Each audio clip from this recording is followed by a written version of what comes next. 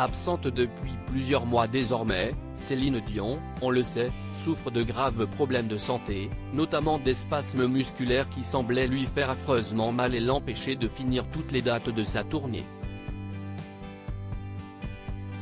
Cependant, ces derniers jours sont pleins d'espoir pour les fans de la chanteuse québécoise. Celle-ci irait mieux et aurait même participé à un nouveau projet en enregistrant une chanson pour une comédie romantique, dans laquelle elle joue son propre rôle. De quoi relancer les nombreuses rumeurs qui entourent sa santé. Certains, notamment, pensent que la chanteuse souffrait en réalité d'anorexie cachée. Une théorie totalement réfutée par ses plus proches.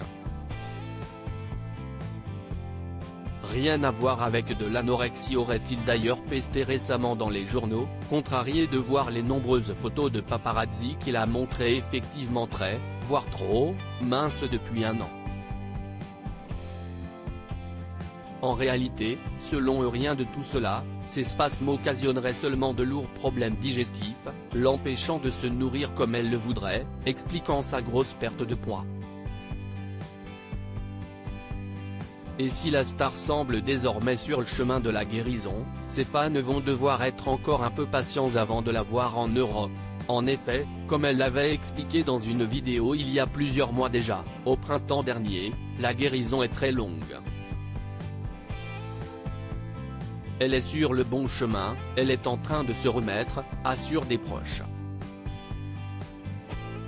Mes médecins me suivent et je reçois des traitements, mais j'ai toujours des spasmes musculaires, avait-elle expliqué dans cette unique prise de parole sur les réseaux sociaux, avant de prévenir, la récupération prend beaucoup plus de temps que je ne le pensais et je me dois d'être en pleine forme, en pleine santé, pour que je puisse donner 100% de moi-même sur la scène. Espérons que la chanteuse finisse par se remettre entièrement et que les nouvelles s'améliorent enfin pour elle, qui n'a pas été épargnée par les épreuves ces derniers temps.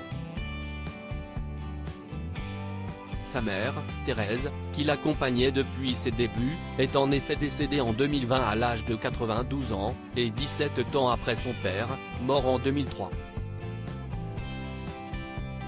Un décès qui s'ajoute évidemment à la perte de son mari et manager René Angélil, décédé en 2016 d'un cancer et qu'il avait laissé seul avec leurs 3 enfants René Charles, 21 ans, et les jumeaux Eddie et Nelson, 12 ans.